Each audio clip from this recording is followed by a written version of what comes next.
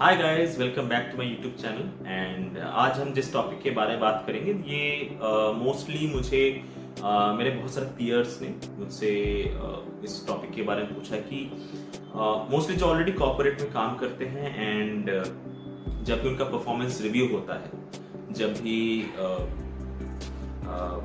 Promotion की बात आती है, सो परफॉर्मेंस रिव्यू के टाइम पे they always complain to me कि सौमिक सर बताइए कि हम ऐसा क्या उस परफॉर्मेंस रिव्यू के इंटरव्यू बोले जो हमारे जो बॉस होते हैं, हमारे जो मैनेजर होते हैं, उस चीज़ को बाई करें। बट बेसिकली वो जिस तरीके से अपने अपने आंसर्स को पुट डाउन करते हैं अपने मैनेजर्स के सामने, that is not actually full proof. So आज हम उसी पे बात करेंगे and this video is for those people who are currently working and please अपने उन दोस्तों से भी शेयर कीजिएगा जो कॉर्पोरेट लाइफ में जूझ रहे हैं ऐसे परफॉर्मेंस रिव्यूज के लिए। सो चलिए शुरू करते हैं।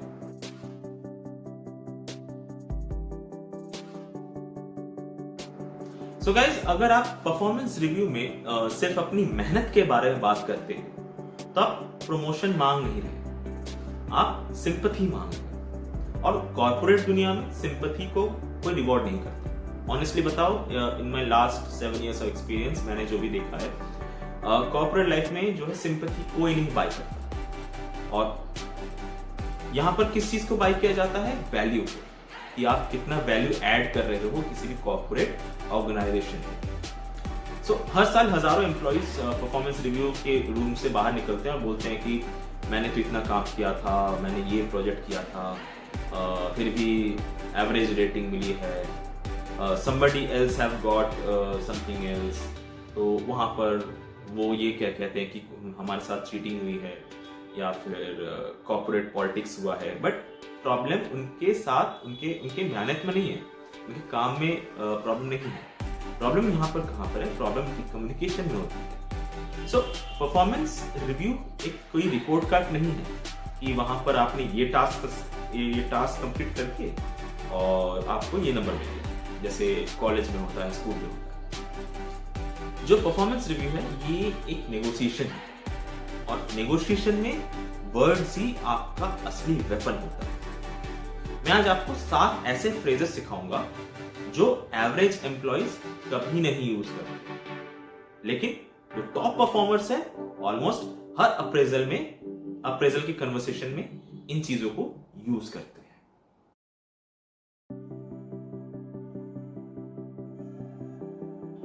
सो गाइस, इस चीज को बहुत अच्छे तरीके से समझने के लिए we have 2 different characters here. On one hand we have a hard worker and on the other hand we have a high performer.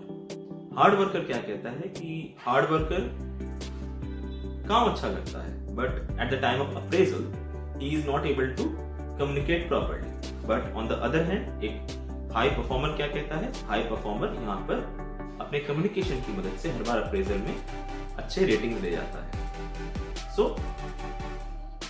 Hard worker क्या कहता है कि I work very hard this time. But एक high performer क्या कहता है? एक high performer कहता है I improved operational efficiency by reducing turn around time on critical task. दोनों ने काम किया है, यहाँ पर काम दोनों ने अपना बताया है, लेकिन एक ने एफर्ट्स बेचे हैं, दूसरे ने इम्पैक्ट।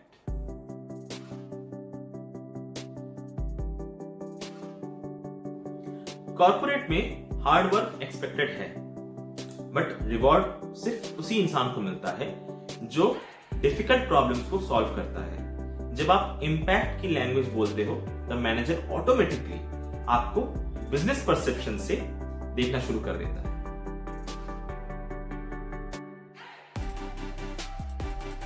दूसरा फ्रेज क्या है? यहाँ पर हमारे जो हार्ड वर्कर साहब है वो क्या कहते हैं कि I completed every task. But on the other hand यहाँ पर हमारे हाई परफॉर्मर क्या कहते हैं? I consistently delivered critical priorities while maintaining quality under tight deadlines. Task complete करना यहाँ पर रिस्पॉन्सिबिलिटी है, प्रायोरिटी मैनेज करना यहाँ लीडरशिप है। सो परफॉर्मेंस रिव्यूज में यहाँ पर मैनेजर्स क्या देखता है? यहाँ पर क्वांटिटी नहीं देखता। जो है जजमेंट जो है किस पे इवेल्युएट होता है, क्वालिटी पे डिपेंड होता है। सो मेनली यहाँ पर हमें क्या देखना है कि हमने टास्क कंप्लीट किया, but at the time of critical priorities हमने उसको किस तरीके से मैनेज किया।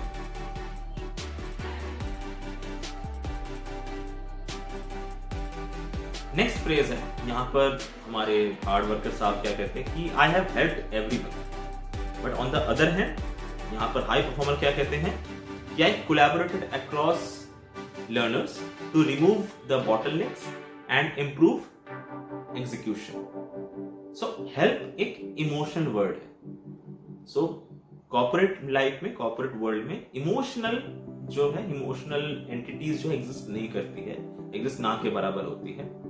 ठीक है, तो यहाँ पर हमने किस बारे में बात करी है, रिमूव बॉटलनेक्स। रिमूव बॉटलनेक्स एक बिजनेस वर्ड है जहां पर डिफरेंस सिर्फ वोकैबुलरी की नहीं है, मेहनत की है।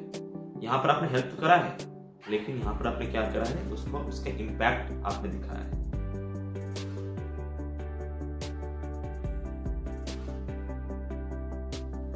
नेक्स्ट फ्रेज क्या है, आई लर्नड अ लॉट।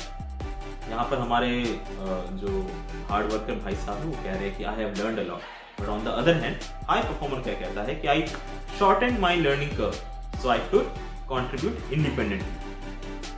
कोई कंपनी आपको सिर्फ इसलिए नहीं, सिखाने के लिए सैलरी नहीं देती, आपको सिर्फ ट्रेनिंग के पैसे नहीं मिलते हैं, वो सैलरी इसलिए देती है ताकि आप जल्दी प्रोडक्टिव बने।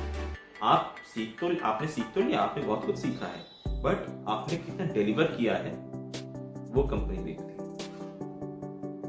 इसीलिए लर्निंग को कंट्रीब्यूशन के साथ कनेक्ट करना सीखो। सो आप सीखो तो जरूर, आप चीजों को सीखो, आप अपने पीयर्स से बात करो, उनसे चीजें सीखो, but at the same time आप इस पे फोकस करो कि मैं उसको किस तरीके से इंप्लीमेंट करूं।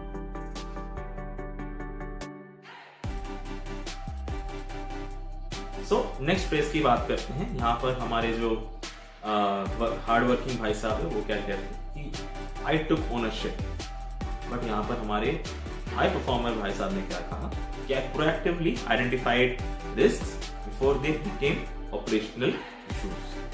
तो यहाँ पर ओनरशिप बोलने से प्रूव नहीं होता।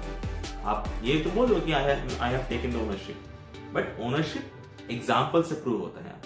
तो मैनेजर्स को हीरोज नहीं चाहिए, यहाँ पर मैनेजर्स को रिस्क रिड्यूसर्स चाहिए।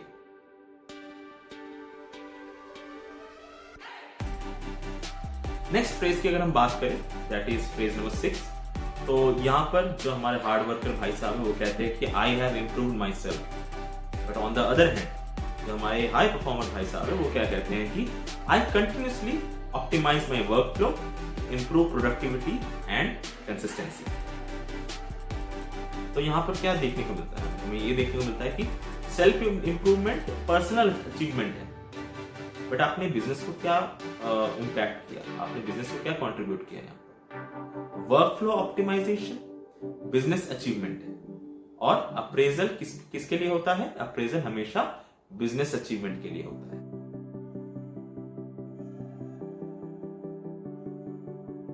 लास्ट फ्रेज की हम बात करें, फ्रेज नंबर 7 कि हमारे जो हार्ड वर्कर भाई साहब वो कहते हैं कि I think I deserve a promotion, but on the other hand हमारे जो हाई परफॉर्मर भाई साहब वो क्या कहते हैं कि based on my measurable contributions, increased responsibilities and consistent delivery, I believe I am really here to contribute in my next, I am ready to contribute in my next level.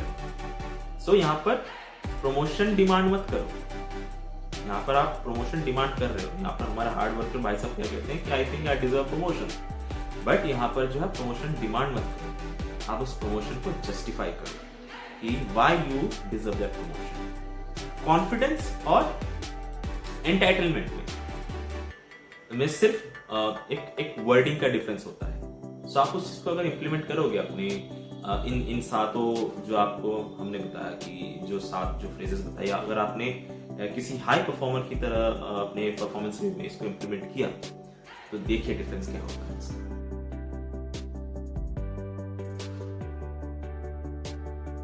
सो अगर आपको performance review का framework सीखना है तो कुछ steps के बारे में आपको पता होना चाहिए।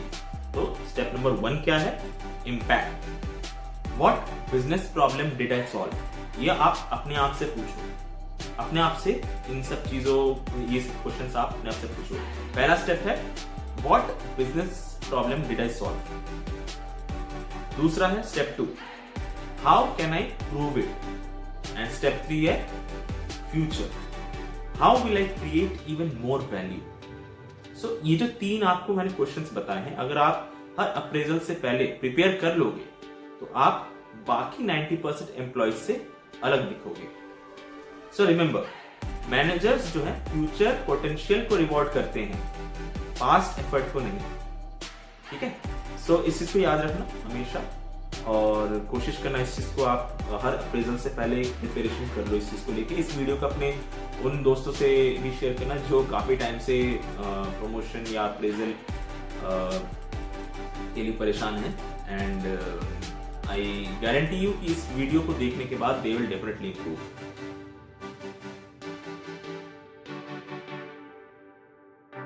सो आज एक लाइन चाहे आप लिख लो या इस चीज को स्क्रीनशॉट ले लो। Effort gets noticed, impact gets promoted. Performance review में अपनी बिजी स्केड्यूल मत बेचो, आप अपने बिजनेस वैल्यू को बेचो।